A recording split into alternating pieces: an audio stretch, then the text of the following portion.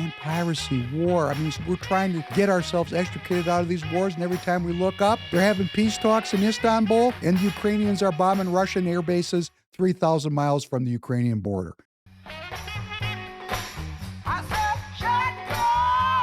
From Ukraine and Russia are set to meet today for negotiations. It follows a series of sophisticated Ukrainian drone attacks on Russian airfields that are believed to have destroyed two bridges. A senior U.S. defense official said it was so advanced they are unsure how Kyiv even pulled it off. CBS News national security contributor Samantha Vinograd is monitoring the situation from Washington and joins me now. Sam, good to see you. So what can you tell us about this new offensive? Well, Vlad, this was truly something out of a spy movie, or so it seems. Ukraine reportedly took over a year and a half to plan Operation Spiderweb, which involved smuggling drones into Russia on trucks, hiding them in cabins, and then using these drones to conduct a massive attack that targeted Russia's long-range bombers. Again, this took over a year to plan. Ukraine said that they did this alone. It did not involve the United States. And it really, from a tactical perspective, to me, shows how Ukraine is relying on weapons like drones, where it doesn't have as much of a disadvantage vis-a-vis Russia. Russia has more advanced traditional weaponry than Ukraine. So really quite a preface to the peace negotiations in Istanbul that are taking place today between Russia and Ukraine. So will this impact those talks, Sam? Vlad, I candidly don't think that Vladimir Putin is really meaningfully invested in these talks anyway. Certainly, Ukraine implementing this attack really does shatter any notion of Russian impenetrability. But the game changer here would be if Vladimir Putin made a decision that ending the war was in his best interest. And I don't think that that has occurred yet. I don't think this attack has changed his strategic calculus. And neither have the presidents imploring Vladimir Putin on social media to just, quote unquote, Vladimir stop? I don't think that Trump's social media posts have changed Vladimir Putin's perspective. Putin appears to be playing a stalling game and staying engaged enough at a working level in these negotiations that they continue. And the executive branch in the U.S. doesn't implement additional sanctions on Russia. But what we may see is a U.S. Congress move to pass veto-proof legislation that would levy even heavier sanctions on Russia, even if Trump is not willing to hold Vladimir Putin accountable for not meaningfully engaging in these negotiations. Really interesting. Let me pivot here and ask you about Iran. There's a UN watchdog that said on Saturday that that country has increased its nuclear stockpile. What are you hearing from U.S. officials on that front? Well, in fact, what the International Atomic Energy Agency said is that Iran has drastically increased its stockpile of what we call enriched uranium. That's uranium that could ultimately be used to create nuclear weapons. Reportedly, at this stage, according to the IAEA, Iran has enough nuclear material for 10 nuclear weapons if it decided to enrich this uranium further and then to break out to a weapon. If it did make that decision, it would likely take about 2 weeks to further enrich the uranium and then additional time to make the weapons themselves. U.S. intelligence, importantly, Vlad, has assessed that Iran has not yet made the decision to actually build a nuclear weapon. But certainly, these increased stockpiles of nuclear material are incredibly concerning. And the U.S. administration is trying to continue negotiations with Iran, but has not taken military action off the table. Wow, very interesting. Sam, as always, fascinating reporting there. Appreciate your analysis. Thank you. Thanks. Good evening and welcome back to the Professor Penn podcast. This is David Penn, your host. Glad to be with you tonight for episode number 209, coming to you at 7:30 p.m. Central Standard Time on June 3rd. The title of this episode is To Sin by Silence. We started out there with the cold open, just to orient myself to the seriousness of the moment I find myself in, uh, urging all of you to self-govern.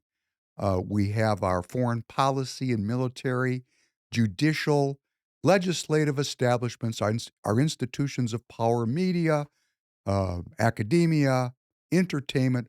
All of these institutions of power are still dominated by acolytes of the post-World War II Democrat liberal order. And if American citizens are going to be serious about maintaining their freedom and seeing that the sovereign republic, the United States of America, where I am allowed to self govern, is to continue, we are going to have to get involved in politics. It's just that simple. We're not doing it. Um, we're talking about it. Got a lot of people on X following me, a lot of people on Getter following me. Thank you. Thank you so much. But the point of this is to go from entertainment to activism to engagement, and we've got to get engaged. I mean, it's just so obvious to me personally that something happens to American citizens when they enter the political and they get elected. Something happens. I don't know really what that process is. Of course, Julia Coleman likes to remind me that I don't know. And she's right. I don't know what makes people sell out. That part I don't get, Julia. Don't get it. I don't know what makes people become so part of a system of conformity which supports the British business model of slavery, drugs, and piracy, which is the subject of tonight's podcast. Gabriel, thank you for, you know, pointing me back in the right direction. I was going there anyhow, but it's always nice to get a push. Slavery, drugs, and piracy, the subject being tonight to sin by silence. What's going on in our society? Why are we tolerating, as American citizens, the business model of our country being so disadvantageous to the individuals that live here? And we're tolerating it because of our inactivity, our passivity, our conformity, our cowardice. And I say this, and I'm going to say it again. You know, I in my personal life, I have been humbled. I am not saying I'm a humble person. I've been humbled, and in being humbled, in my interpersonal relationships. Good morning, Tanner. Good morning, As David. Tanner will probably back me up, I'm pretty down to earth working with me. Am I not? Yeah, you're pretty honest. Yeah, Yeah. right. Because hey, when you're humbled, when you've been humbled, you're humbled. And I come across with a certain amount of bravado in the podcast because I want um, the courage that I have been blessed to develop over a lifetime to be a inspiration to others. And I sometimes look at what I'm saying and doing and posting and what, who I'm interacting with. And, I get afraid because these are powerful people and they're quite obviously skullduggerous. So I get afraid. But, courage is not being without fear. Courage is continuing to act out of a moral center, or at least what I believe is my moral center, and pursue my goals in spite of being afraid, to be able to stay conscious and to stay active and to stay on task when confronted with resistance from people that, threaten my life. Some guy popped up and said I should be deprogrammed and deported and that I was a traitor. I don't know how he got there, but however he did, he did. So we're in this moment of great um, danger, and I'm encouraging all of you. Please, Tanner, if you could put it up, you can go to roycewhite.us, roycewhite.us, scroll down. You are going to find a module called Caucus Counter-Attack. Dozens of Minnesota citizens have registered here. I'm calling them one by one. We're getting ready to, in a connected effort, enter the political as a community and change Minnesota politics forever. Thank you, Tanner. Furthermore, though, if you want to get involved any further, go to precinctstrategy.com. Precinct Strategy. This is the brainchild of a friend of the podcast, Dan Schultz. And you can see right there, we're taking over the Republican Party. Why does Dan say that? Because the Republican Party is not run by Republicans. It's run by Democrats who call themselves Republicans. And why do I say that? Well, we're going to talk about that tonight. That's an ongoing theme. What is a Republican? That's why there's an argument in the Republican Party in Minnesota and in every state. We are redefining what republicanism is. Or, as I would like to say it, we are rediscovering what Abraham Lincoln intended when he participated in the formation of this great party in the 1850s. Uh, the administration announced this past week that it is going to start to expel Chinese nationals that are here studying in our elite academic institutions. And there's a lot of them, hundreds of thousands.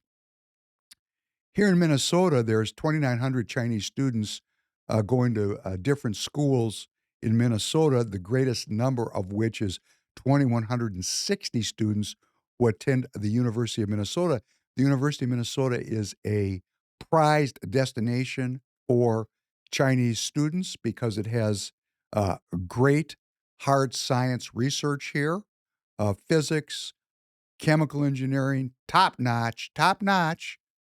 We've got some great programs, and this is a land grant institution blessed with billions of dollars of federal research money and funding.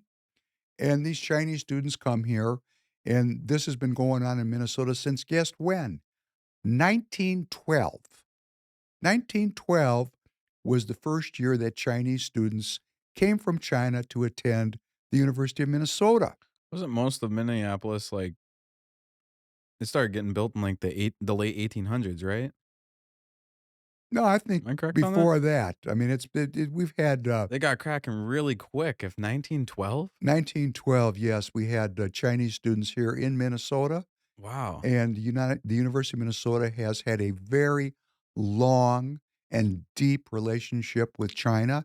It operates its own offices in China. Uh, I'm well aware of this because, of course, my father taught there for over 50 years. Uh, when I got involved. Going to China and being involved in China, I, of course, gravitated towards the University of Minnesota. There was a China Center there. It was run by a guy who I became quite friendly with. He has since gone back to China. There's a Confucius Institute there, which I view with some skepticism. I just this weekend went to a dance program run by the Chinese community on Sunday, and on Saturday I went to a Asian festival in Plymouth that was attended by thousands and thousands. It was jammed. It's put on by the Chinese community, but other Asian communities participate. The Hmong, the Vietnamese, the Indians were there, but it was a Chinese event, and it was standing room only. The thousands of people, and there is a very large expat Chinese community here in Minnesota. Uh, but in spite of all that, and that's been run. This immigration of Chinese people to the United States has been going on for a very very long time.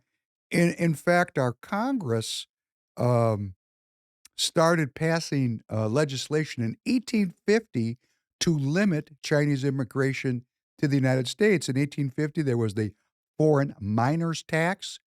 In 1862, the Anti-Coolie Act, coolie being an Indian term for a worker or a laborer. Anti-Coolie Act, not a very positive connotation with that word. The Page Act, 1875, was the first federal immigration law. It prohibited the entry of immigrants deemed undesirable, specifically targeting Chinese women suspected of prostitution. It was followed with the Chinese Exclusion Act of 1882, the first U.S. law to ban immigration based on race and nationality. This is our Congress at work. The Geary Act, 1892, extended the Chinese Exclusion Act. Scott Act, 1888, prohibited Chinese laborers who left the U.S. from returning, even if they had legal reentry certificates. The Immigration Act of 1924 was not exclusively anti-Chinese, but it reinforced exclusion by establishing national origin quotas. So our Congress has our government has a long history of working to exclude Chinese people from the United States of America. Um, the effort to expel students Well, it's part of the globalization project coming unwound. Um, and I have to say, in all candor, um, growing up in academia, with everybody that I associated with, familiarly for the first 20 years of my life were academics. I mean, all my parents, all their friends, and then the children of those people, that was my social group. These people were running their own game. Uh, these academics believed, and I think and I know they still believe this today, that they are smarter and better equipped to deal with the challenges that face our country than are we the people, us uneducated mud people. My goodness. And then we spawn these elected representatives. The academics look down on us, and they believe that they have a better understanding of how the world needs to operate. And what they believe is that by cooperating with academic institutions throughout the world, the dissemination of scientific research, the fruits of science, and even in the social sciences, working together internationally at the university level, at the academic level, will bind the world together and prevent us dummies from having another world war. Now, these folks believe this. They believe that the path to world peace is through the post World War II Democrat liberal order, and that order's cornerstone is the scientific method. And that's what these universities are all about. And I will tell you, having grown up there and knowing some of the most prominent people here in Minnesota at the University of Minnesota, people whose names I will not mention, but you would recognize their names if you were tuned into this. Um, these people are completely unable to deal with the Chinese. They're just not. And why do I know that? Because I was completely unable to deal with the Chinese. We are a 250-year-old culture and country. That's a many thousands of years culture and country. And the depth and the understanding of life that Chinese people get in the cradle is far more detailed and advanced than what we get here in the United States. And I say that this is my opinion from my experience. Um, the Chinese understand things we are just starting to think about now. We're growing up as a country right now in this period. And what the Chinese did was they took our, for lack of a better label, our Christian love, and they exploited it. And that's why President Trump says he doesn't blame the Chinese. He blames our leadership, uh, our academic leadership, our political leadership, our business leadership sought integration with China because they believed it would lead to one peaceful world. They thought it was the right thing to do. And what they didn't understand was, and while there was many Chinese people that agreed with them, they missed the Chinese people that acted like they agreed, and they came here to spy. And what the Trump administration is saying is, we can't really sort out uh, who's a spy and who's not because the Chinese are much more highly trained in masking their thinking and their feelings than we are here. You've seen me get mad, I think, haven't you? A couple of times. Okay, that does not happen in China. You know, people are poker faced in China. Nobody lets anything, what they call, leak out. There's no needless talking in China. Every word is carefully measured. And if I can make a cultural generalization from my own experience, and I am not saying I'm right, it's my opinion. Um, I think that in America, or at least the America that I believe in, the person I respect the most is the most honest, most transparent, kindest, and most willing to love their neighbor as they wish to be loved themselves. That's my ideal of what I'm striving to bring forth in my own life. And you know what the Chinese think about that? And I've been told this many times by many different Chinese. Uh, you're a dummy. You talk too much. You get used. You're stupid. Uh, don't you really get it? I've suffered this, right? Because in China, at least in the big cities where the action goes down, it seems to me, and I could be wrong, and if you're Chinese and you're watching me, you're welcome to correct me, but it seems to me there's a high degree of respect for people that can manipulate other folks and get them to do their bidding.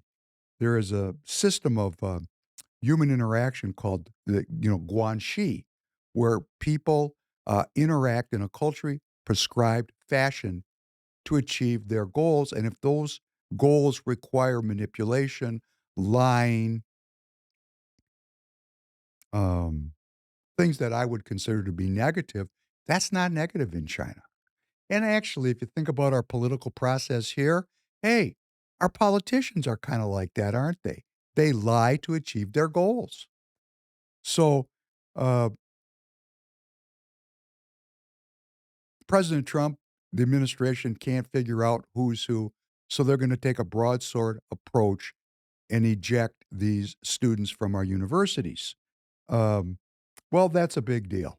That is a big deal. So that's the coming apart of the post World War II Democrat liberal order at the academic level, and it's the overriding of um, the academics' goal of bringing about a peaceful world through one world science, one world language of math, like the Tower of Babel we were talking about in the last episode. Uh, Meanwhile, as we saw at the beginning, we've got this tremendous disruption going on now in the Ukraine, this escalation. We're going up this threat ladder. And I was working on the script for Thursday, this being Tuesday, and I'm leaving it open because I'm assuming there's going to be some kind of big Russian response to that incursion thousands of miles into Russia. That was unprecedented. Um, and The U.S. Senate uh, is certainly got its own thinking. Now we're running into a moment in American history where we have a president who has a foreign policy and economic policy which is America first, and it's now running into the post World War II Democrat liberal order, which dominates the Senate and our political process. And that's why I said, if you're an American citizen and you like the America First idea, if you don't get involved in politics, it's going to die on the pad right now. There are 85 senators who have co sponsored a secondary sanctions bill. Uh, that secondary sanction bill is aimed at Russia, and that bill says that 500% tariffs will be imposed on any country that continues to buy Russian petroleum or petrochemical products, which would be India, which would be China, which it would be countries in the European Union. So the very senators who are against Trump's reciprocal tariffs, for example, have now proposed what is called, and you're going to hear it from the horse's mouth himself, bone crushing tariffs on anyone who continues to buy Russian petrochemicals. This bill is in the Senate. It will pass in the Senate. Uh, it has much more tepid support in the House.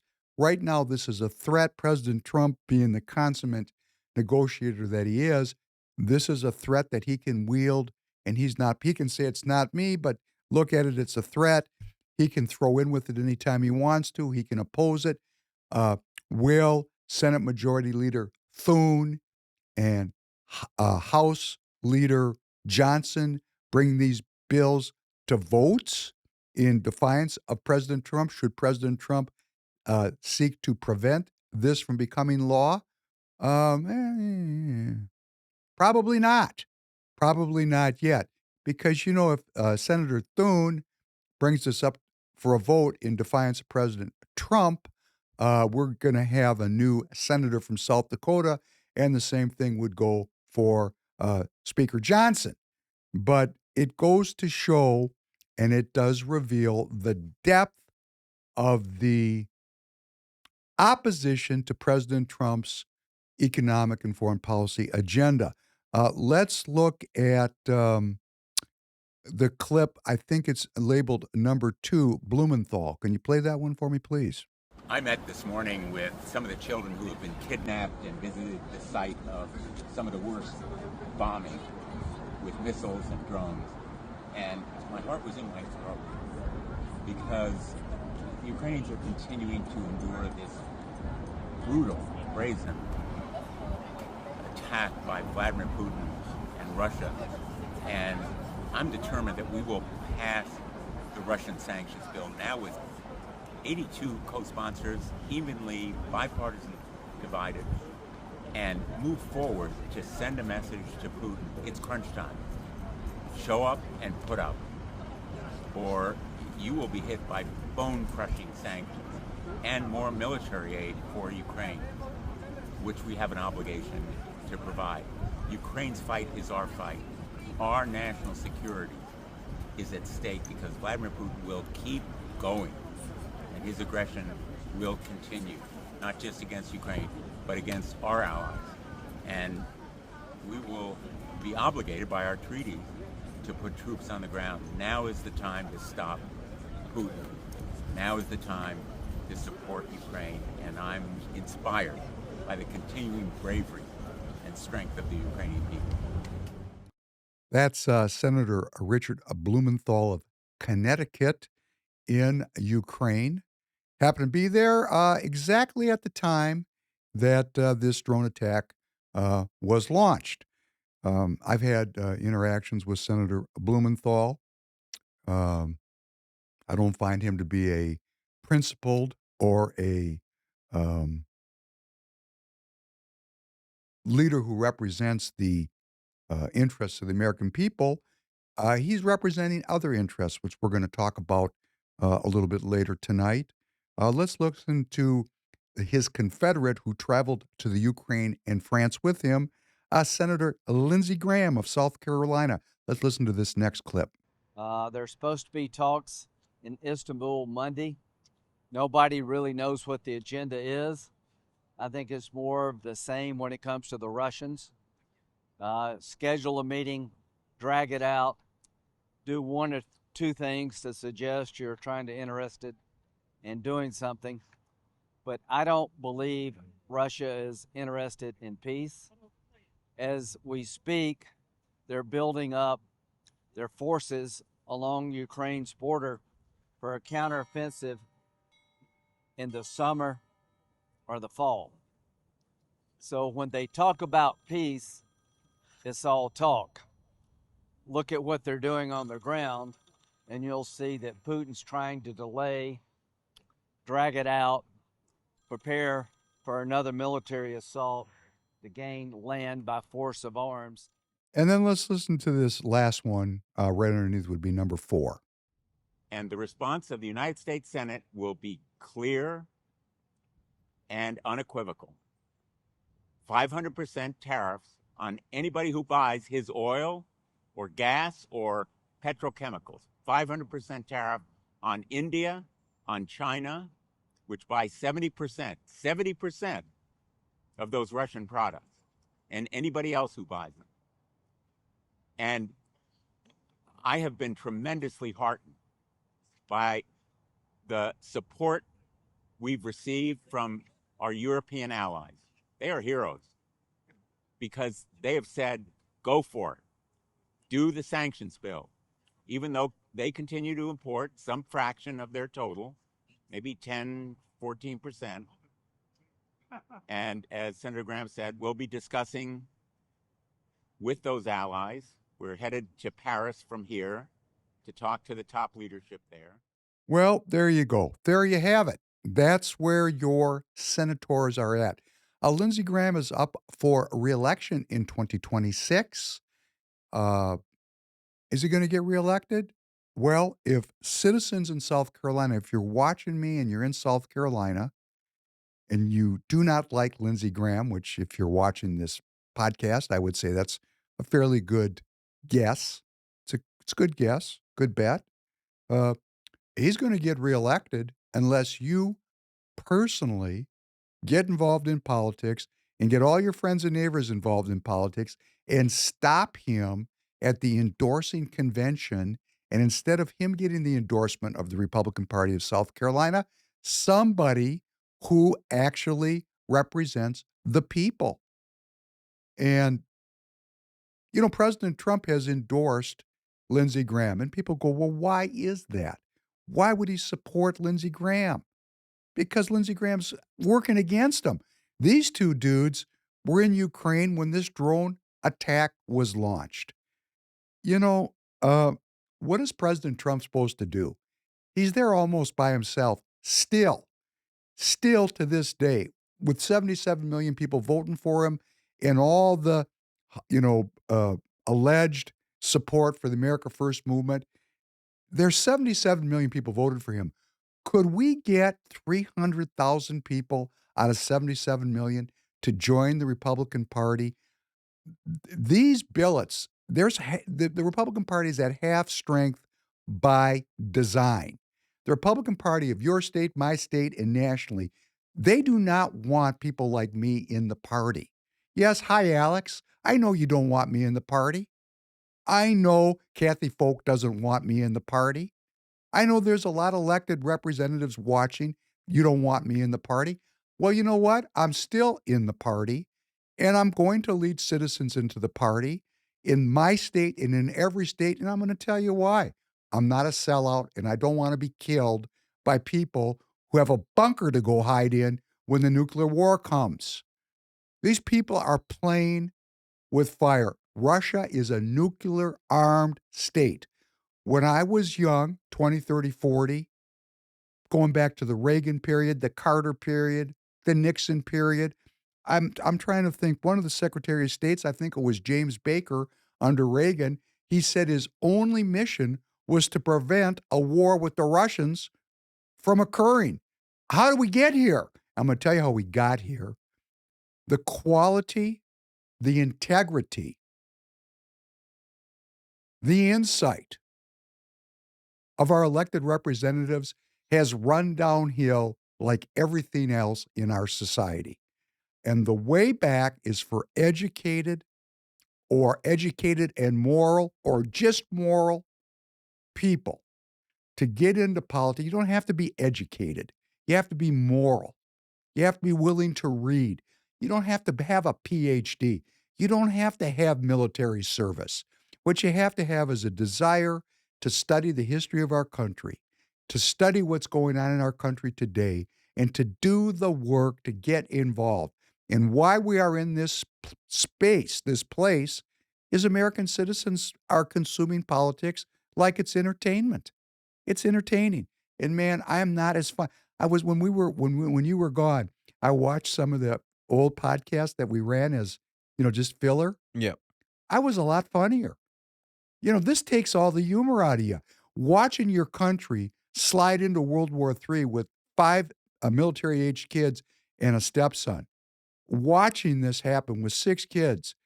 My life has essentially been lived, but seeing young people whose lives are going to be ruined because of a bunch of people that got a bunker to go hide in, and they're going to turn my family over to the hell of a nuclear war. This is not happy. It doesn't encourage humor. And I was thinking to myself, because I have a lot of friends in Mexico and I do business in Mexico. They have this dark gallows humor in Mexico, and it's really funny. And the Russians have a dark gallows humor, and it's really funny. And I'm going to try to develop that because, if we can't laugh in this moment, which is so serious, it's just going to make us unwell. There is a certain humor in humans being so self-interested, so interested in, going to McDonald's, coming home, smoking a joint, and watching Pornhub that they're willing to die in fire. There is some humor in that. Yeah. There is some humor in it. Got to laugh at yourself after all. Anyhow, I promised last week I would talk about the Court of International Trade because it came into prominence. It's an Article III court. It's based in Manhattan. and they recently ruled panel, three judges on a panel ruled that President Trump's reciprocal tariffs were, not lawful, and they enjoined them. In other words, they stopped them. And then no sooner had they stopped them than the Circuit Court of Appeals stopped them stopping them. So as of today, the reciprocal tariffs are still being collected. I want to clarify this for everybody. But as we move into this segment on the reciprocal tariffs, Tanner, could you please play number 5 and number 6 back to back? The last number is, of course, a very important number to this administration. This is the trade balance, which is a deficit, expecting minus 143 billion. Wow, it comes in much, much smaller, minus 87 billion. And now this follows a 163 that gets converted to 162 billion with a minus sign, the worst since record-keeping 1989. Then we cut it in half to 87.6. 87.6 would be the lightest, and I have to really go back. 87.6 would be the lightest since... wow, September of 23, SEP of 23. And this really does underscore how the movement of goods and services has really changed due to a variety of tariff-related issues. Personal income is up 0.8%. That is almost triple the expectations, and it underscores, we could talk about a lot of issues, but when you look at income for the first 4 months of the year, they're powerful numbers, Joe. Up 0.6 in January, up 0.7 in February, up 0.5% last month, up 0.8 this month. This is a great 4-month start to any year. Now, with the income shooting up, and by the way, 0.8 is the strongest income month-over-month jump since May of 21, when it was 1.9. All righty, so we're going to lead off this section talking about tariffs with these two clips, and the first one, which was, well spoken, the tariffs are changing trade flows. Also, the uncertainty around tariffs are changing trade flows. We had a whopper number 1 month because people were front loading, trying to get product in the country before the tariffs started. And then the next month, the number dropped way down. That doesn't really reflect a change. That just reflects the imposition of the tariffs that people front loaded, and then there was less importation. And President Trump is creating so much uncertainty, and the courts are adding their own uncertainty, that people are hesitant to import. For example, we import medium radial truck tires, and we import them because most of those tires are imported that are used in this country. We have no idea what the tax is going to be after July 10th. So how can I import them? I mean, I would like to think that the policy will be clarified, but we've got this amplification of uncertainty because we've got President Trump plus the courts. So there is an issue here. President Trump, and you can put this up on the screen, this tweet that President Trump posted. The U.S. Court of International Trade incredibly ruled against the United States of America on desperately needed tariffs. But fortunately, the full 11-judge panel on the U.S. Court of Appeals for the Federal Circuit Court has just stayed the order by the Manhattan-based Court of International Trade. Where do these initial 3 judges come from? How is it possible for them to have potentially done such damage to the United States of America? Is it purely hatred of Trump? What other reason could it be? And I urge you to go read this, and it becomes an indictment of the judges and the process by which President Trump had appointed judges. He indicts the Federalist Society. And,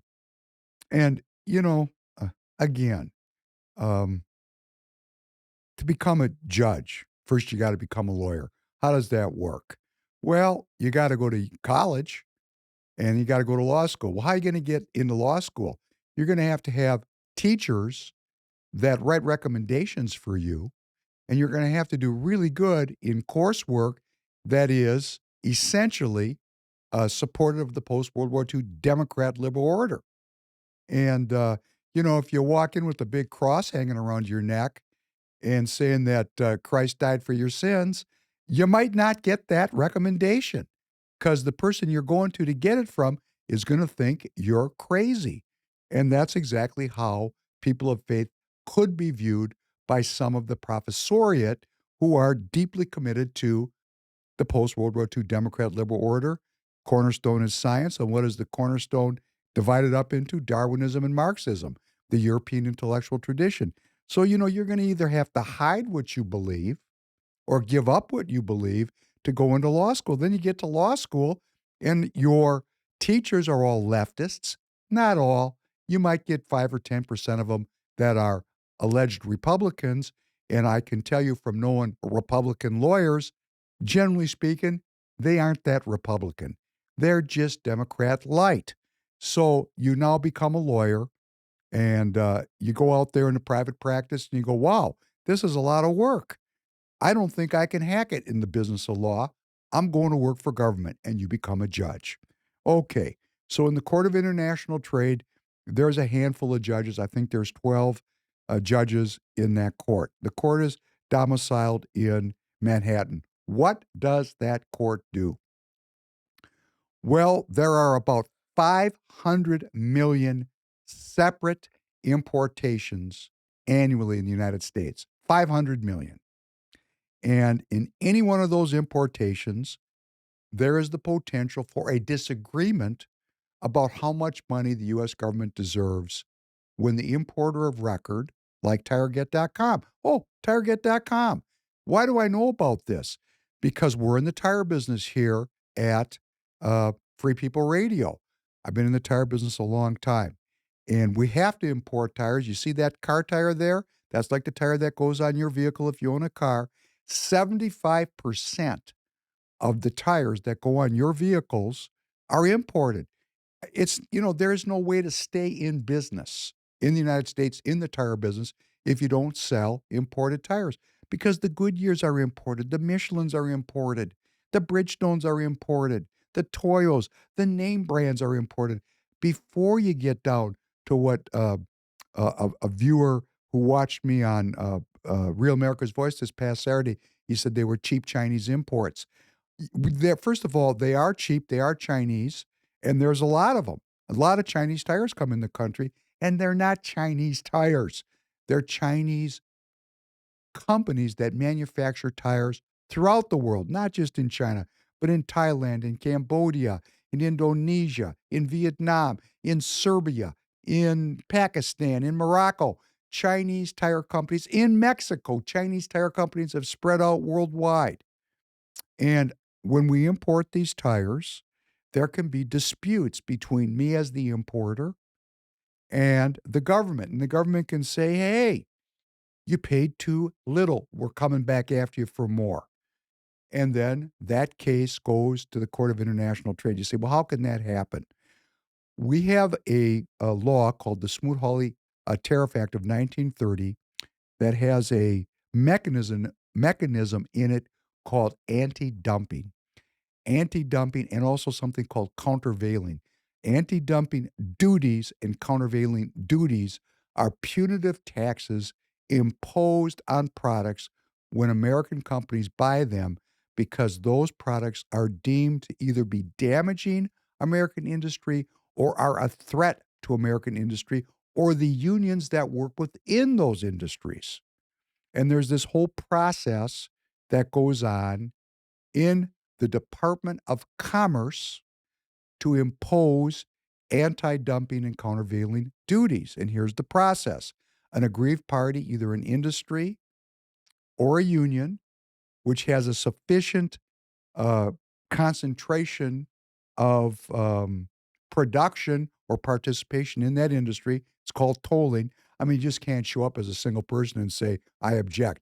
It has to be a significant number of people who are being harmed or could be harmed by importation. They go and they file a lawsuit. It's a quasi lawsuit. It's a complaint. They file it at a organization called the International Trade Commission, the ITC. That's part of the Department of Commerce.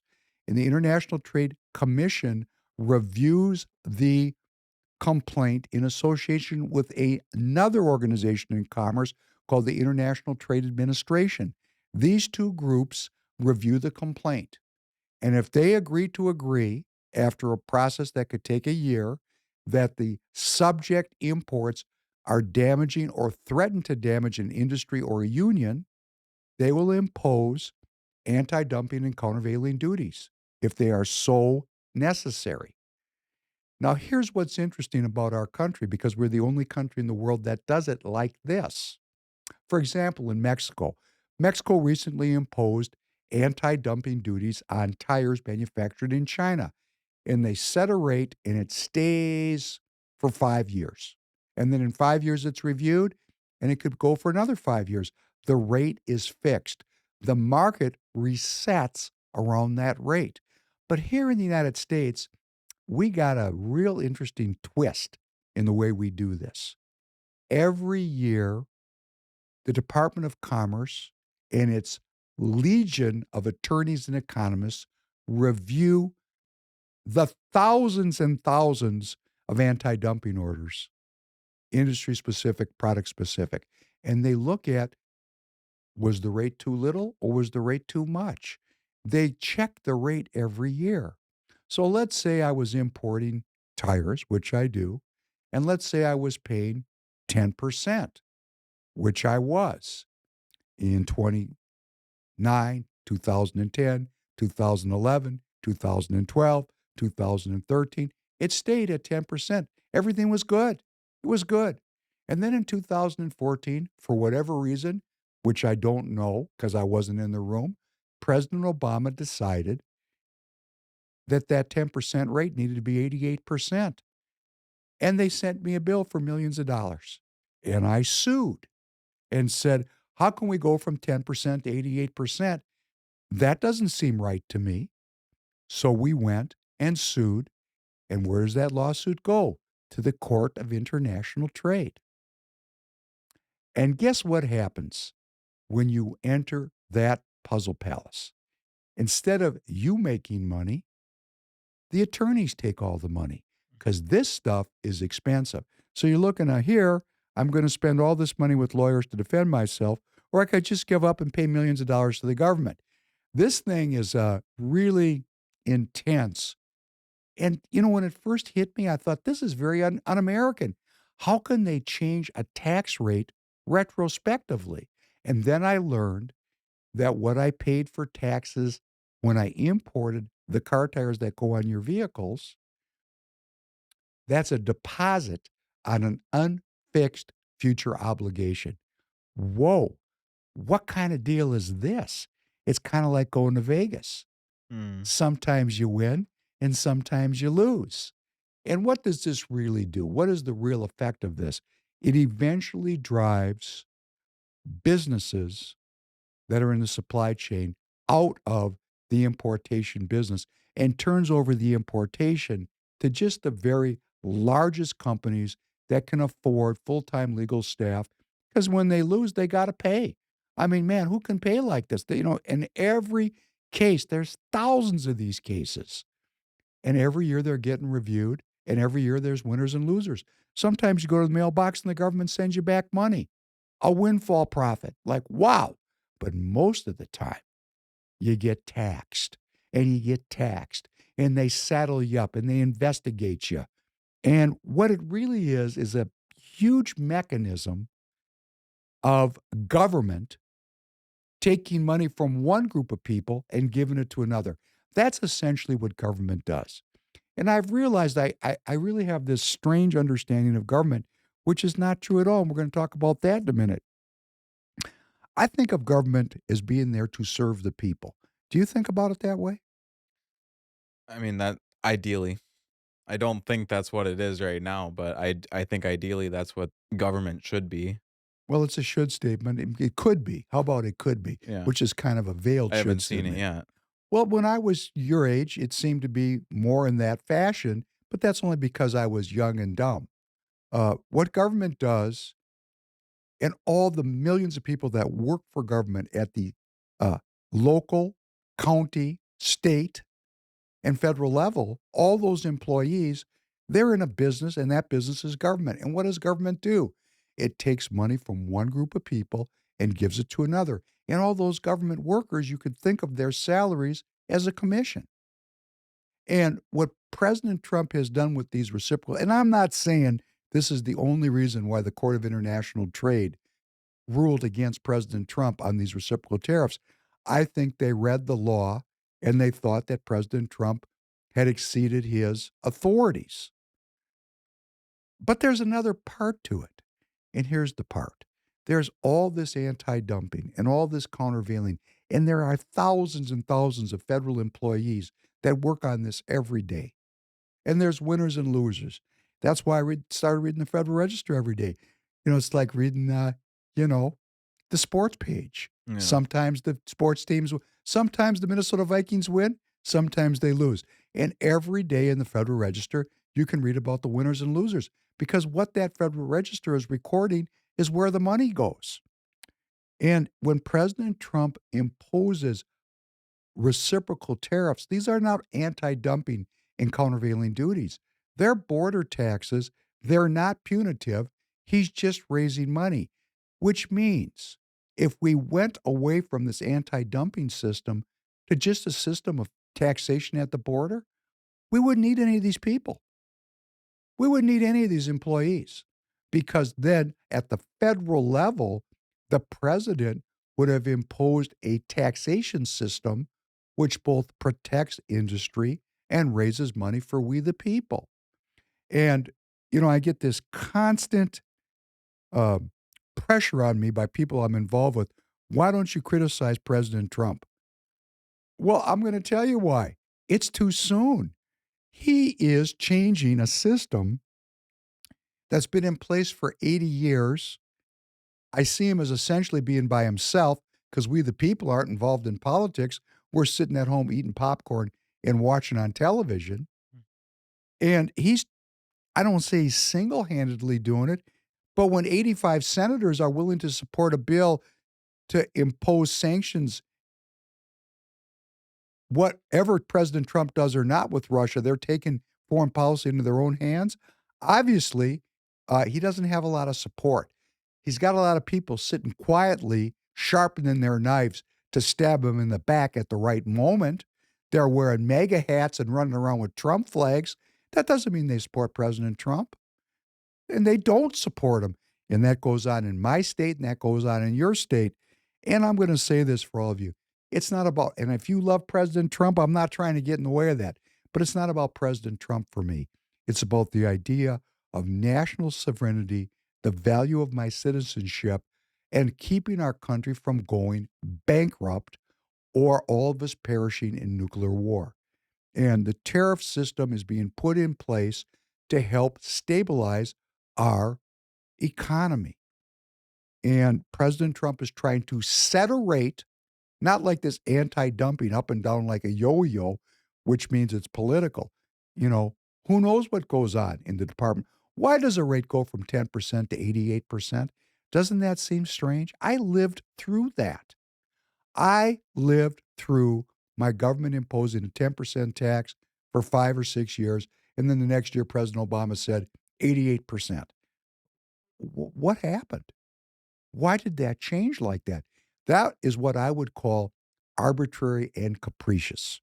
So these judges at the Court of International Trade are ruling every day. You can go to federalregister.gov, go look at the international trade, and you'll see all these cases and all these tariff rates and duty rates. It's very interesting. It's like, for me, almost like reading the cartoons. I used to lay on the floor of my parents' house when I was young and read the newspaper, and I would, this is when I was 5, 6 years old, and then I would read the comic strips. Yeah, the And funny this- papers. The funny papers. And this is kind of like the Federal Register does have an element of the funny. Oh, look at this guy. He got taxed 3,000%. I wonder how he's feeling today. Ha, ha, ha, ha, ha. Anyhow, the Court of International Trade adjudicates the disputes between the importers and the government. And then if you don't like your decision that you get there, you can appeal to the Circuit Court of Appeals, which I've had to do many times. And then you can even try to go to the Supreme Court. And this is the nature of the game. Trade is a blood sport. Most of the time you go home alive. Sometimes you do not. I've known several people that have died doing this kind of work, and it's an interesting thing to do. Uh, I have to say, had I known about it when I decided to do it in the 1980s, I may have listened to my dad and become a doctor. Who knows? But it's not an easy road, and we would appreciate you buying your tires from TireGet because that's how we support Free People Radio. And let me just say, and I'm remembering it at the right time, if you happen to be watching this podcast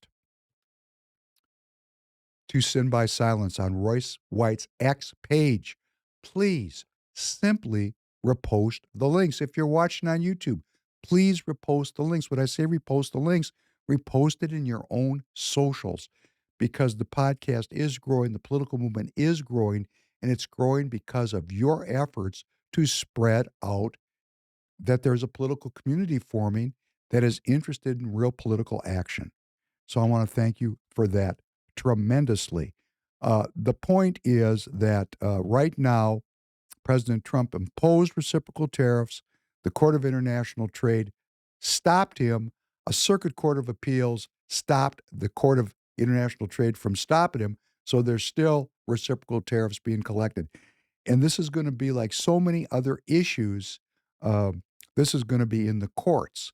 But I'm going to tell you, as someone who knows this game, uh, the courts are not going to stop President Trump from imposing tariffs.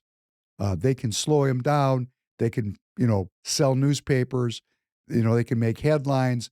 They can get the pundits chattering, like I'm watching these people chatter on X that know how to sell but don't know very much about international trade.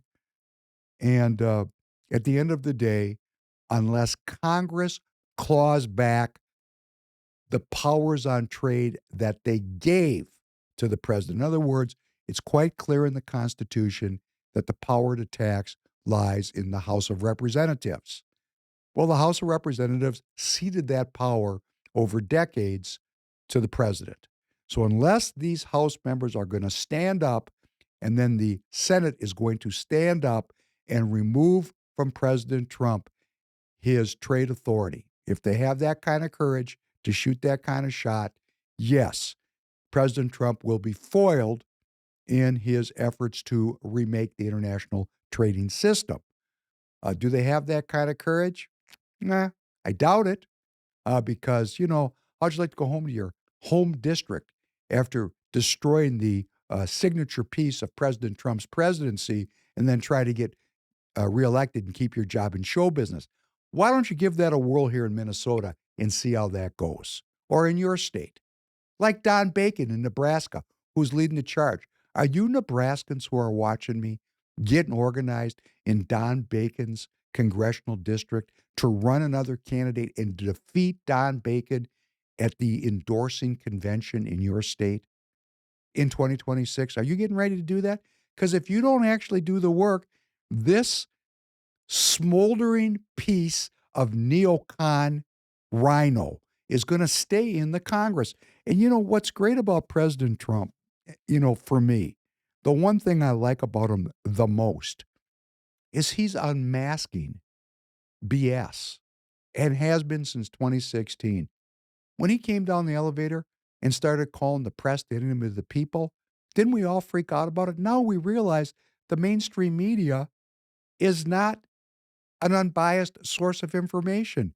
They're promoting the post-World War II Democrat liberal order. Why not? They all went to journalism school.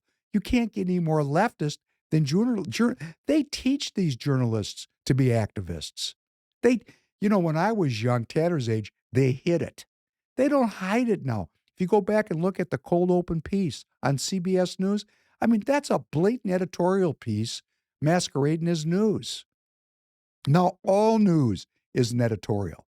But let's at least try to, if you're touting yourself as a news organization, try to, at least hide it.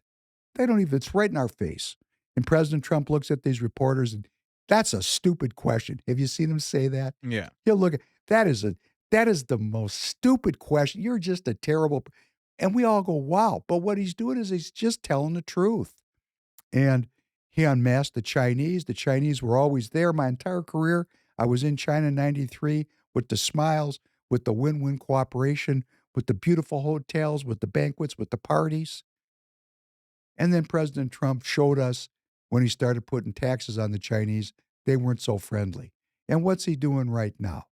Well, with his trade policy and his efforts to create peace, he's revealing something that is critical for us all to see. And if you're watching me and you're elected here in Minnesota, your constituents are going to see this. They're going to see it. Okay? So, like Tom Emmer, every post he puts up on X is pro-Trump. But we know Tom Emmer, unless he's had a change of heart. And Representative Emmer, please come on the podcast. I'm going to invite you again because you can set me straight. If you truly have become an America First congressperson, come on and declare it and talk with me about it. And it'll be a very respectful. Man, I would like to hear from you because I remember when you were a virulent anti-Trumper. And what President Trump is revealing now is the nature of the Uni Party. We have been talking about the Uni Party for a very long time, but what really is it? And you can see it in the response to President Trump's trade policy and response to President Trump's foreign policy. You can see that the neoliberals and the neoconservatives are the Uni Party. The neoliberals and the neoconservatives. That is the center of American politics. That is the bipartisanship.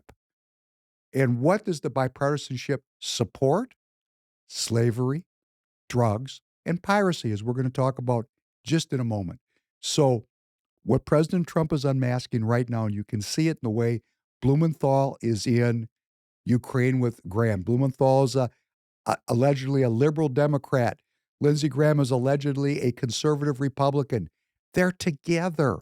Blumenthal is a neoliberal. Lindsey Graham is a neoconservative. They are together. And what are they together on? Keeping the war going. That's what they're together on. And then you see in the Congress, the Bacons and the Rand Pauls. Don Bacon is a neoconservative. Rand Paul claims he's not a neoconservative, but he's aligned with Don Bacon against President Trump's tariff policies.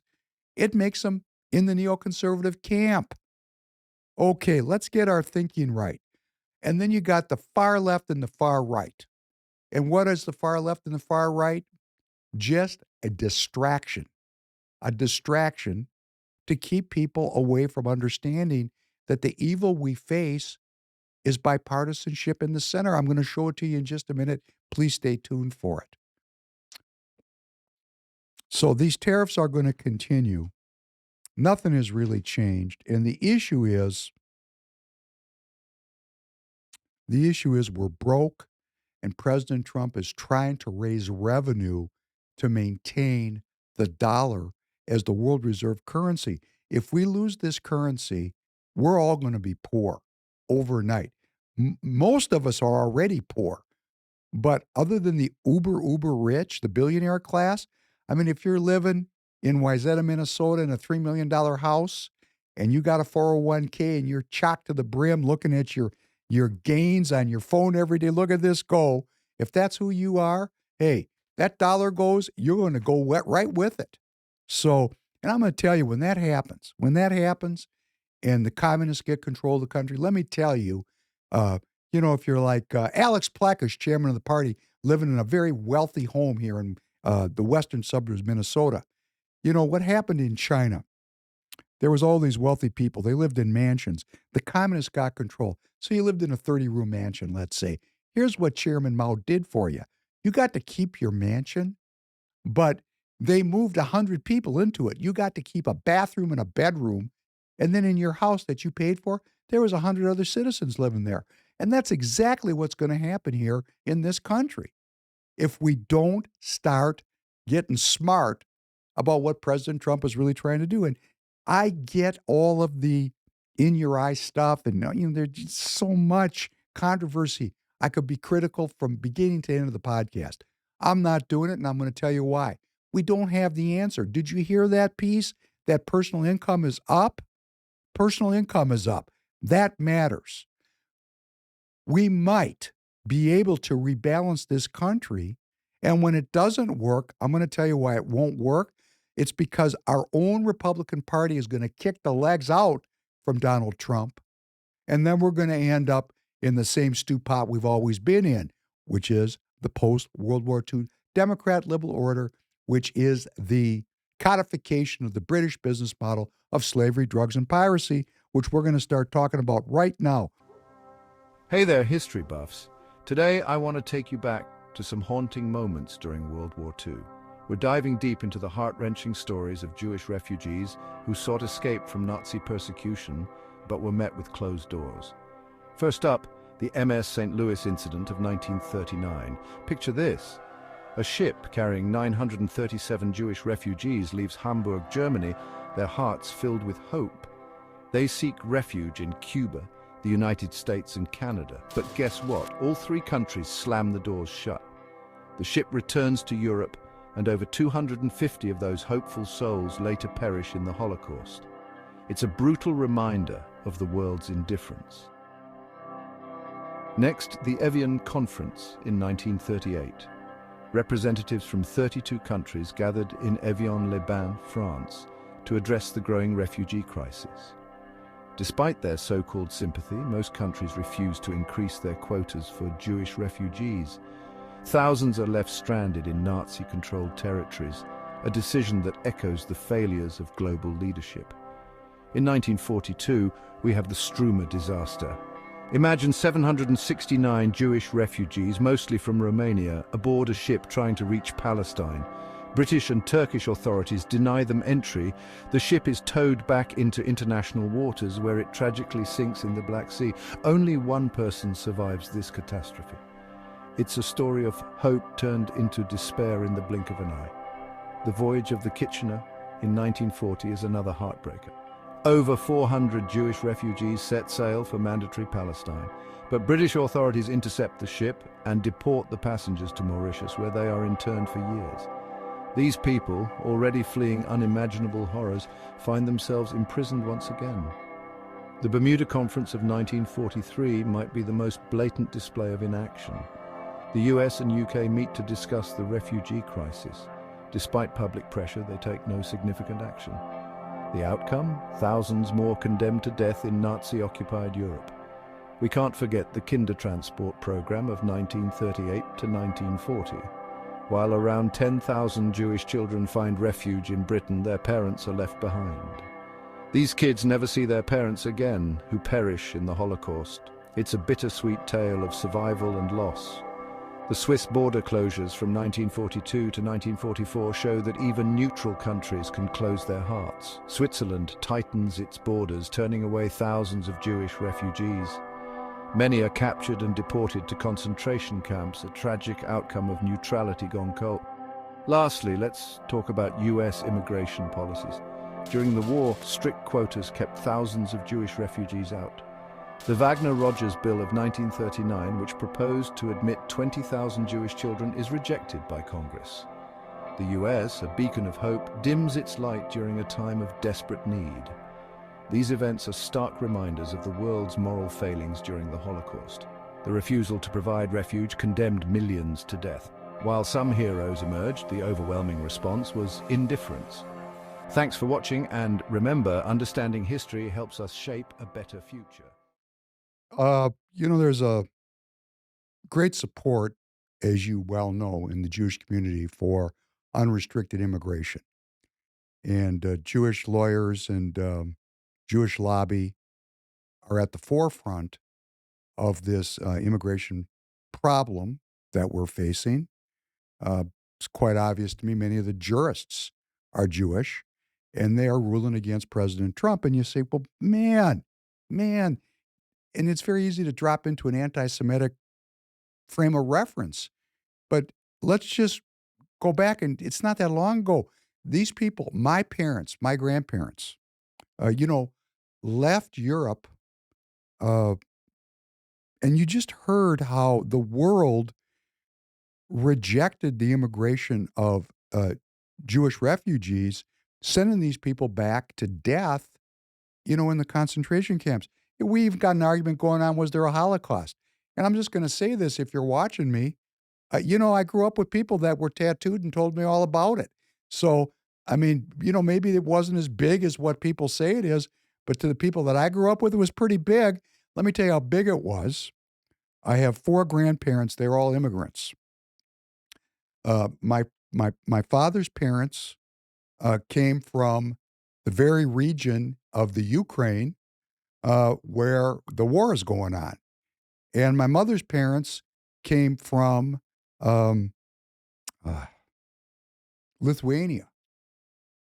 And they came here legally through, I don't know how they did it, but this was in the days of big families because you lost so many kids to infectious diseases. And we're talking about 12, 13, 14 kids in a family. And on my father's side, some people survived, but almost his entire family was killed in the Holocaust. And, I mean, I know the stories of some of how those people died.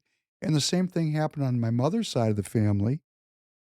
And what people don't recognize is that Jewish leaders went to President Roosevelt in 1943 when it was quite evident that there was a systematic uh, uh, murder going on of Jews in Europe. And these Jewish leaders asked President Roosevelt to bomb the railroad tracks that were taking Jewish refugees to the concentration camps for the final solution. And the U.S. government rejected those requests. Now, there's all kinds of scholarly warp and woof, um, that it was not a military priority and it would have taken, resources away from purely strategic considerations. But there's good evidence that President Roosevelt was anti-Semitic and didn't want the Jews in the country. And, this is my grandparents' generation, my parents' generation. And we get down to my parents, they were leftists. They were fighting the power that they perceived was without empathy for the Jewish people, and the Jewish people that couldn't get out got killed. So they were again, and this anti-immigration policy, as we just read, applied to the Chinese people that were trying to get in this country. Foreign Miners Tax, 1850, Anti-Cooling Act, 1862, Page Act, 1875, Chinese Exclusion Act, 1882, Geary Act, 1892, Scott Act, 1888, Immigration Act, 1924. So there's a group of people that are anti-immigration in this country all the way to the way back. And let me tell you how way back it goes. For those of you that don't know this, and I just told a really good friend of mine in California who didn't know it, who's a big-time Democrat, the Democrat Party was the party of slavery. And before we had the Civil War,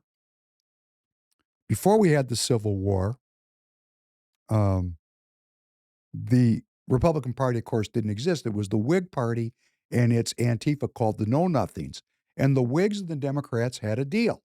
And here was the deal. The Whigs supported the continuation of slavery as long as the Democrats supported the Whigs' effort to keep out the Catholics and the Jews. That is the soup from which we are eating. That's the history of the country. And so, of course, the Jews that got into the country looked at that and said, that didn't help us. And they went to work against that uni-party, the Whigs and the Democrats. And the Whigs now are the rhinos. It's the same people. Just change the name. It's marketing, okay? If Don Bacon showed up and said, I'm a Whig, it wouldn't go over very good. He called himself a Republican. Why? Because President Lincoln left the Whig Party in 1854 and said, I will not accommodate slavery. These people are accommodationists. They're conformists. They got a business model working with the Democrats about slavery. I'm out. President Lincoln believed that slavery was just as damaging to the enslaver as it was to the enslaved. So President Lincoln has a famous quote, "To sin by silence when they should protest makes cowards of men." Let me read this again. To sin by silence when they should protest makes cowards of men. And the pitch. Berger back in the fifth. Swing and a miss here first. 0-2 pitch. Struck. That one was high and hot. Swing. Back and unleashed one. See how she whips is just such an advantage. Arm for Rothenberger. That's a high school athlete who is alleged to be a biological male playing as a woman, and her or his softball team, I don't even know how to talk about it, please excuse me, won a state championship. And then there was this tremendous cacophony of posts and outcry about this biological male playing in a woman's softball league, a high school league. And it was it even went national. And many of our elected representatives commented on it. But at the exact same time, President Trump's Department of Homeland Security published a list of Minnesota counties that the Department of Homeland Security designated as sanctuary counties. In other words, counties and municipalities that were not assisting ICE in removing illegal criminals from our communities. And not a word was spoken. And still, other than I want to say Representative Marion Rarick did respond to me and say that Wright County is not a sanctuary county. And I responded with thanks to Marion Rarick, and I do thank you for, responding to me directly. I think that's brave and wonderful. Thank you for acknowledging that American citizens are trying to be involved in the self-governance process. But my response was, it doesn't matter what the county commissioner says in Wright County or the sheriff of Wright County says. It matters what the Department of Homeland Security says. And I went to look at the list again to confirm, and guess what? The list had been removed. So right now, we don't even know what counties, there were some 500 counties nationally. We don't even know what counties are going to reemerge on a list, or even if that list reemerges. But it was on the list. Wright County was on the original posting because I got it. And well, that's where Jim Nash, who's in our House here, and Julia Coleman is a senator, and that's where Tom Emmer is a congressman. It may not be a sanctuary county, but my point is, while what seems to me to be one of the most important issues for Minnesota citizens, that we have sanctuary counties here, and not a word was spoken by Representative Emmer or Representative Stauber or Representative Fishbach, who had counties in their congressional districts that were labeled thusly. Yet there was this tremendous outcry about this softball player, a biological male playing on a high school girls team. And that went all the way to, I think Jesse Waters commented on this on Fox News. It got so much traction, but not a word. And I thought to myself, my goodness gracious, yes, I realize this is an issue, but right in my neighborhood there, and I've said this on the show several times, there are two homes right where I live. I mean, I'm talking about stone's throw. I mean, I'm talking about single-family homes with 2 bedrooms like my house, 2-bedroom homes, 1-car garage homes that have 10 to 20 military-aged males living in these homes.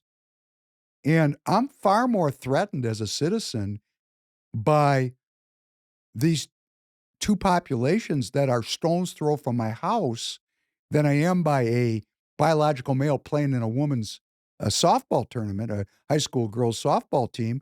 I mean, that's not a threat to my safety.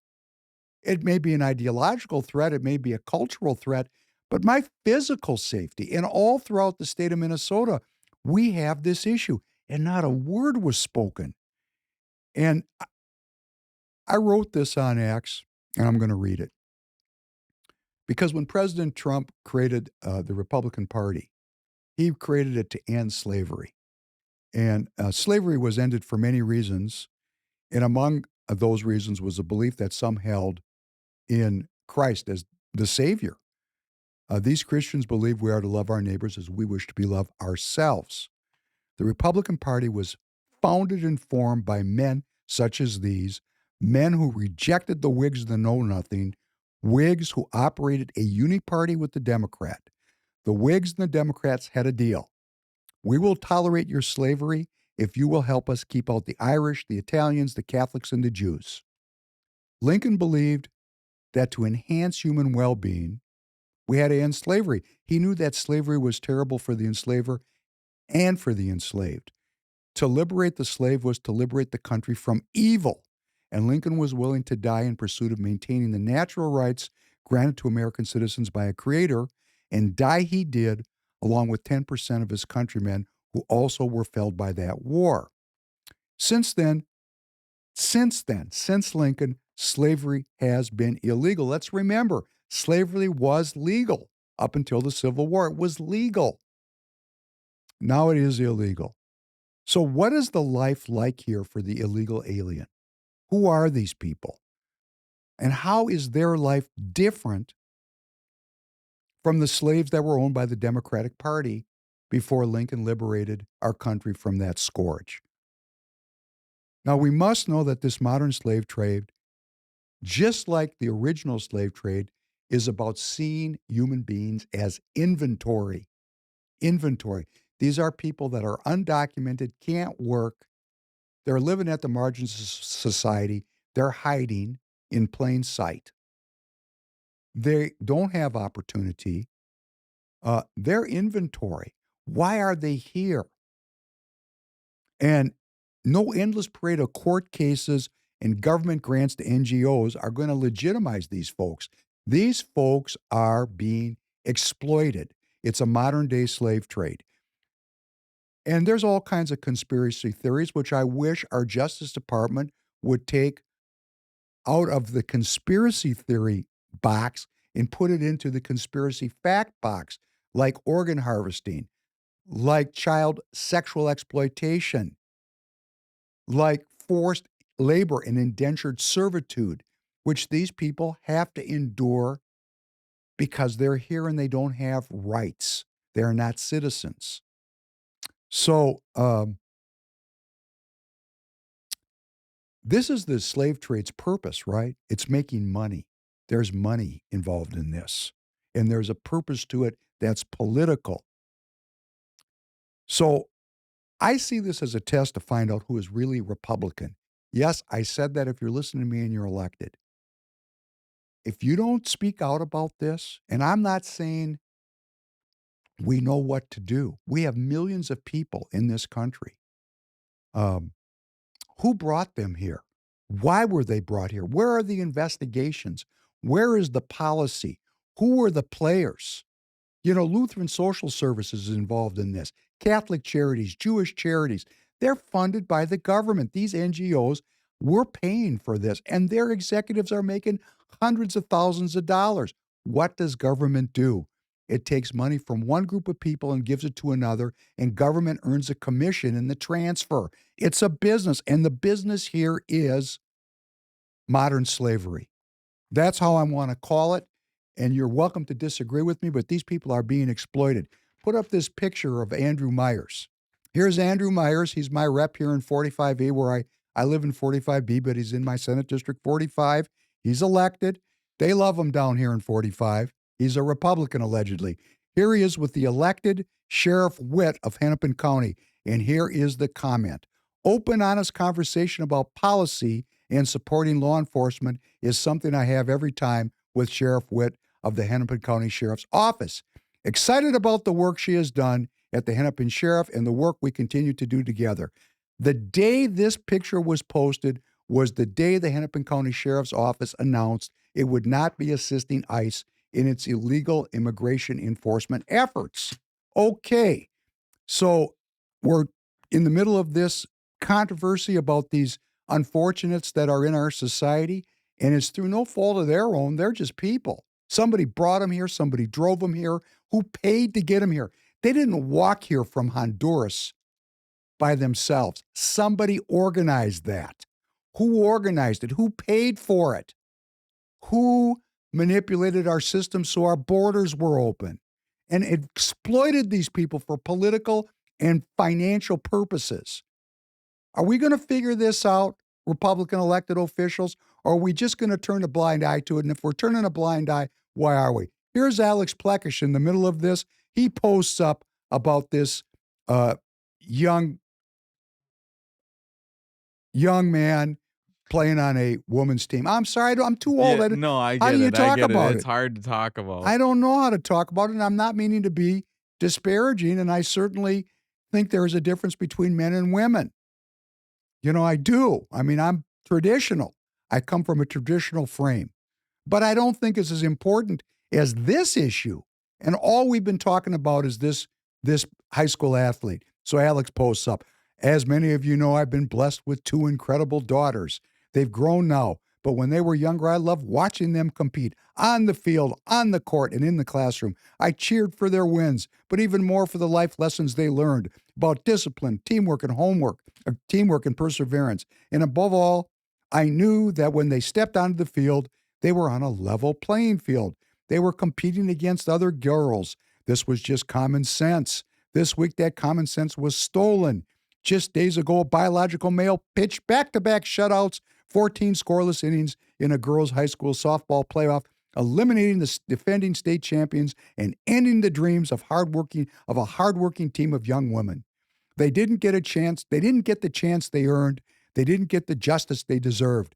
This isn't hypothetical. This isn't a cultural war. It happened right here in Minnesota. So we're all looking at this, and my government that I elected has just named 20 Minnesota counties as sanctuary counties, and not a word about these people or these enforcement efforts. And when I say these people, I say this in saying government is a broad sword.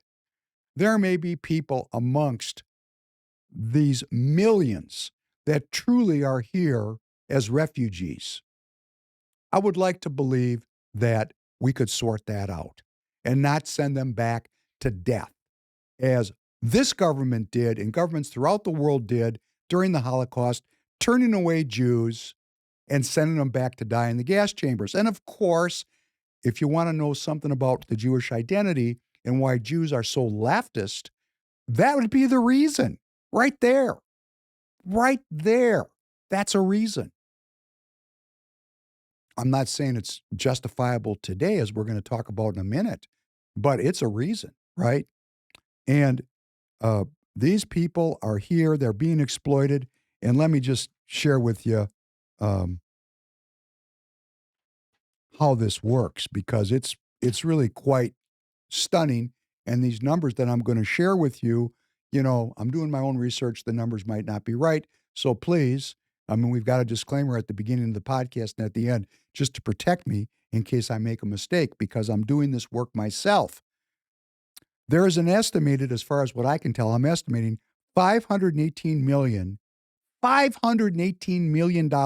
in combined federal funds that is spent annually on undocumented illegal immigrants in Minnesota's 20 sanctuary counties. The major costs being education at $140 million a year and healthcare at $40 million. The total annual operating budget for those 20 Minnesota sanctuary counties is approximately $4.674 billion annually. The estimated $518 million spent on undocumented immigrants represents about 11% of the budgets of these counties. Are you getting the business model of this? Why there's silence? Or come out here, Representative Emmer, Representative Fishbach, Representative Stauber, Abler, Coleman, Nash, come on and explain to me why I'm wrong. Because I'm making presumptions while you're quiet, and I'm giving you the opportunity to set me straight. I would like to know your truth. And in the absence of any comment, I'm going to go right back to what Abraham Lincoln said. To sin by silence when they should protest makes cowards of men and women. So we have 11% of these county budgets, hundreds of millions of dollars coming in to take care of these undocumented illegal immigrants. It's a business model of exploitation. Now, the Trump administration is threatening to withhold money from these counties. That's why they named these counties as sanctuary counties. And there's a whole bunch of court cases going on in this area, just like in the trade area, because, of course, lawsuits were filed and leftist judges have enjoined the Trump administration from withholding funds, federal funds. But funds that the Trump administration can withhold is somewhere to these counties between $25 and $95 million, and I can't tell exactly what. Primarily, they are going to target the burn JAG, which is 10 to 40 million, the COPS grants, and the SCAAP, and discretionary grants for law enforcement, public safety, and community programs. In other words, the Trump administration has decided that the sheriffs and the local law enforcement community are complicit in this new modern slave trade, and they're just going to hit them in the pocketbook. Now, if I'm getting this wrong, and you know what? I don't know that I'm right. That's why I'm asking to speak out. I'm coming to this conclusion in the absence of any feedback. And I'm calling for a community dialogue, both about what the president is doing, what's going on in these counties, and what are we going to do with these human beings in these counties. And let us at least agree that the criminals have to get expelled immediately, and local law enforcement is on record saying, hey, we're not going to help. Okay, that's pretty heavy duty, isn't it? Don't you think that's heavy duty? I do. I think it's a lot more heavy duty than something with high school sports. I just do. And now, to conclude, today we're going to run over a little bit. Thank you for staying. Please repost the links. The Free People Store, please. For those of you that are supporting the content, thank you so much. We're actually growing. We're a political action community. We're doing this for a reason. My friend Dan Schultz is calling out the political grifters. I hope he doesn't call me out that way. I hope he knows I'm just trying to stay in business. My story is this. When I start wearing suits again, we're breaking even. Right now, we're going to the poorhouse on this deal because I love this country so much and I want to stop the lying. You know, silence is a kind of a lie, isn't it? As a cover-up? Could you come on and explain this to me? I could be wrong. I'm saying to you, my elected representatives, I could be wrong. I'm asking for your clarification, for your help. And if you have nothing to say after this particular podcast to sin by silence, then I'm going to say I must be correct. Okay. We're going to end up with a little piece that I want to talk about that I started thinking about because there's a columnist in the Star Tribune. Her name is Karen Tokinen, and she went to a seminar led by a person named Rick Green. And if you remember when we had in the Hexhams from Otter Tail County, they talked about Rick Green and his training program for governance. And this Karen Tokinen, who's a leftist, and she writes as a columnist for the Star Tribune, she went to the Patriot Academy. She went to it. And, you know, the Patriot Academy is about the relationship between our Republican Christianity. I have not taken the training, so I can't speak to it in specific. But Karen Tokinen, at the end of her editorial, wrote this, and I quote, "We are a secular nation that protects our rights to worship according to our conscience. Destroy that and you destroy America." In other words, what this columnist took from this training was that a group of Christian people were trying to impress their Christianity on our governmental process. And her final statement, we are a secular nation. You know, my comment is secularism is a religion. Secular, in the most general sense, means not religious or spiritual. So that, you know, the secularists hide behind their atheism and their antichrist ideology. But it's a religion. It's a religion that denies religion. And we've given our governance over to this antichrist religion. So it's not religious or spiritual. The secular is focused on the worldly, the temporal, the material. It's non-ecclesiastical. It doesn't refer to church at all. We're talking about our government. It believes in public schools that have no religious training. This is the secular. Isn't that working well based on the demoralization of our people? Secularism is a broad term that refers to the separation of religion from government and other public institutions. But it's a religion itself, in my opinion. It has all the hallmarks of a religion. It has a creation myth, which is the origin of the species, Darwinism. It has rituals of incorporation, which people get in their academic careers, high school, college, graduate school, professional degrees.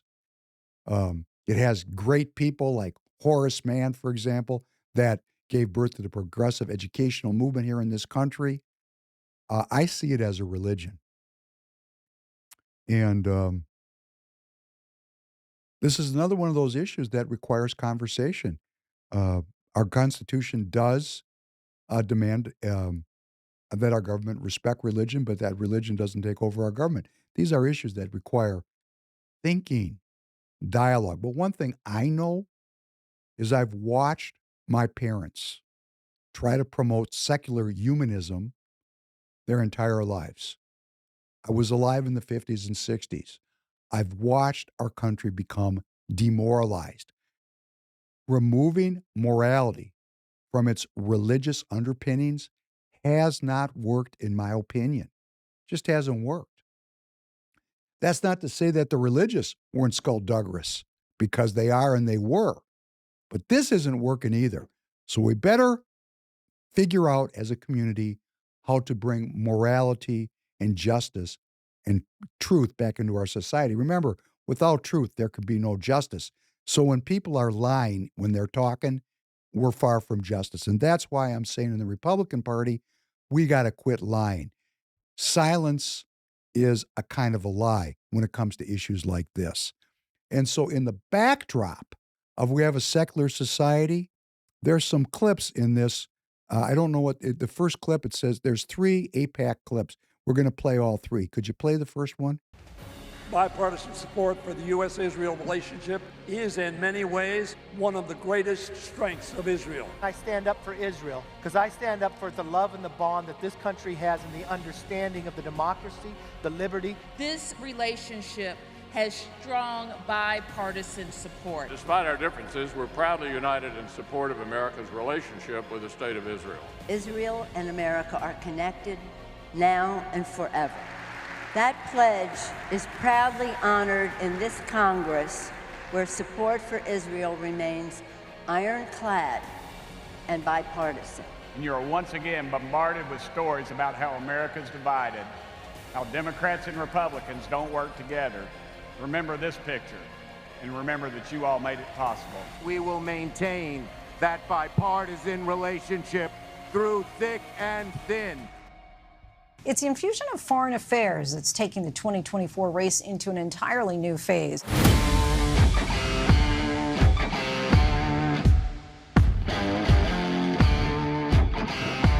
I'm a firm believer that no candidate wins an election on their own.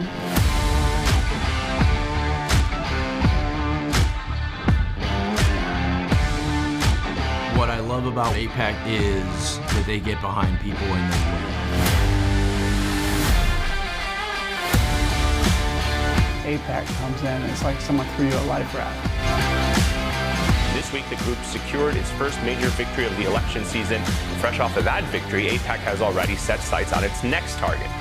But you know what we got to say to AIPAC? Bring it on! The results are in. George Latimer defeats incumbent Jamal Bowman. Incumbent Republican Bob Good has been defeated by challenger State Senator John McGuire.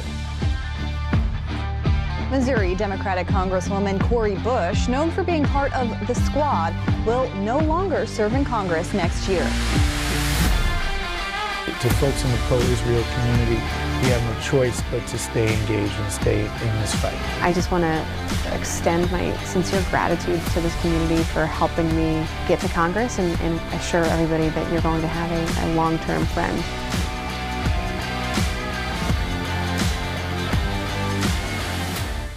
Well, we're looking at bipartisanship, aren't we? That's AIPAC. That's the American Israel Political Action Committee. That is a bipartisan, non-denominational, Democrat and Republican alike. They recruit them, they elect them.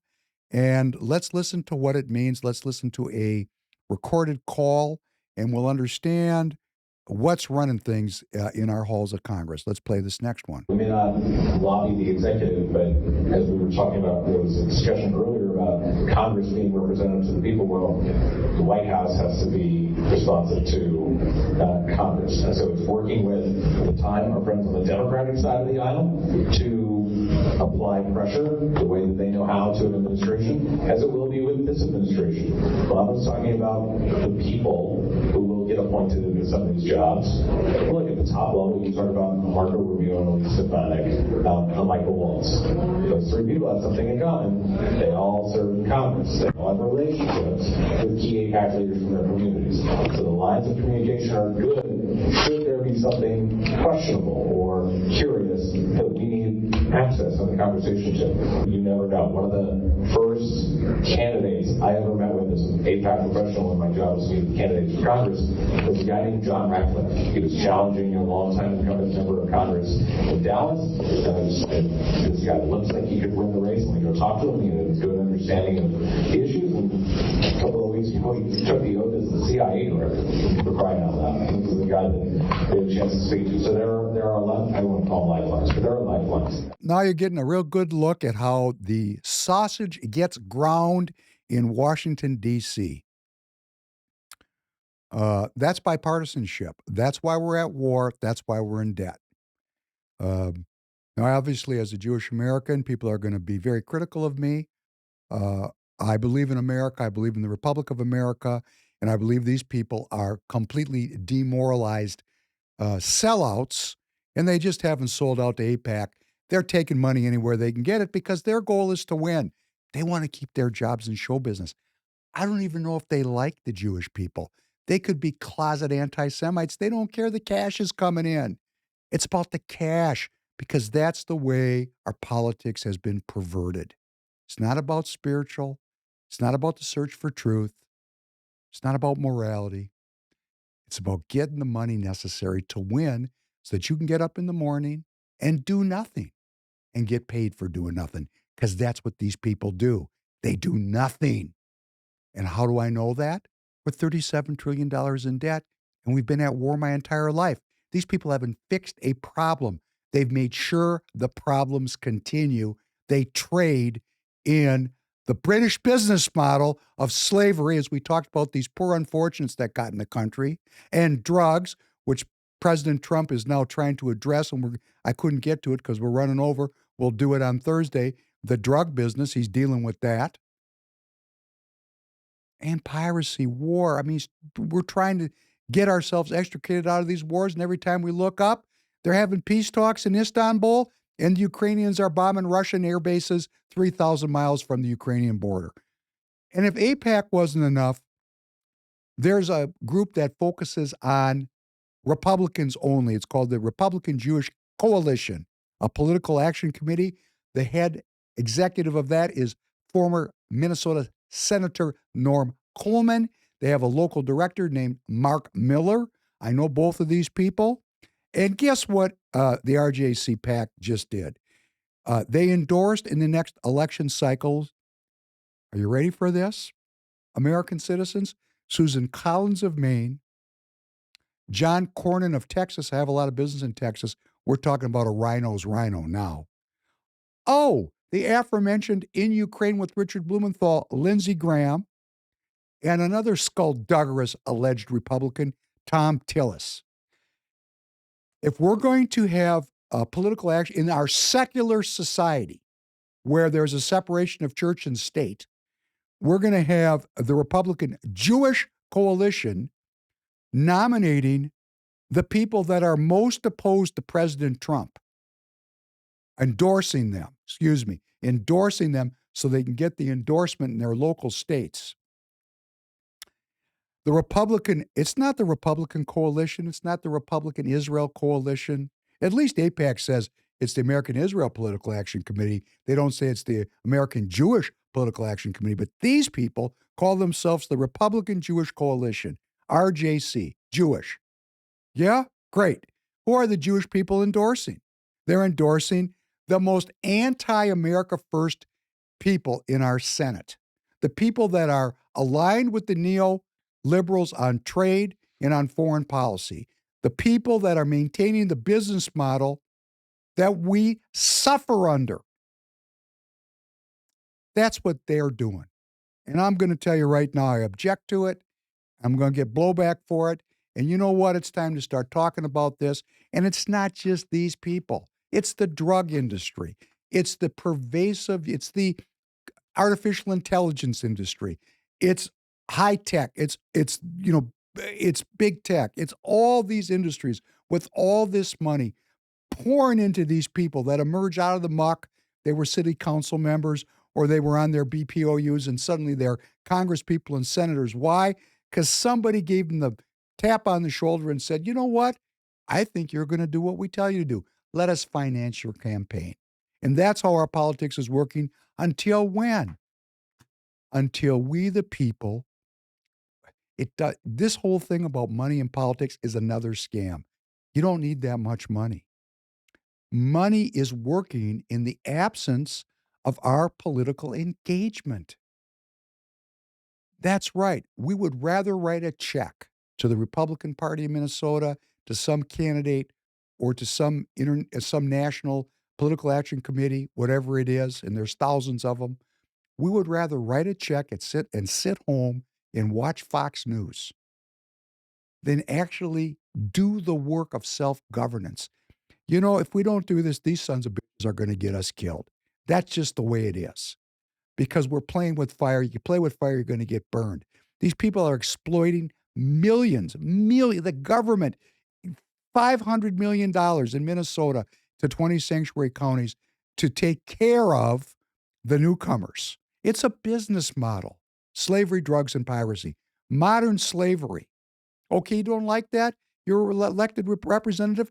Come on and explain it to me. You know? Catholic charities, Lutheran charities, Jewish charities, Lutheran social services. Look up if you got the time. Just put into Grok, Lutheran social services. Just get the salaries of the top executives in that NGO. And you're going to see it's a business. Allegedly a nonprofit business, but the people that run it are making way more money than me and way more money than you. Doing what? My mother got so mad at me. She said, David, you don't have any empathy. I don't have any empathy. I have empathy for my fellow American citizens. And I have empathy for these people that are getting exploited. And I want to know who's exploiting them. And I want them to be indicted and incarcerated for trading in human capital. What else could it be? Come on and tell me. Set me straight, because I am unsure. I would like clarity from the people that are elected to run this program. Explain it to us, please. You're more than welcome. I promise you a respectful dialogue. I'll listen more than I talk. I'll ask questions. In conclusion, I'm going to come back on Thursday and continue. I didn't even get to the drug part of the presentation. Thank you for staying with me. Please repost the links. Please support the content by buying tires or going to the Free People store if you like this. Please follow me at Prof Penn Podcast on X, at Professor Penn on Getter. Join the conversation. Let's form a digital army of people that are willing to work. I'm looking for the people that are willing to do the work of self-governance so that we can continue to live in freedom based on the natural rights that were granted to us by a creator in this great republic called the United States of America. Thanks very much for joining. Have a good night, everybody.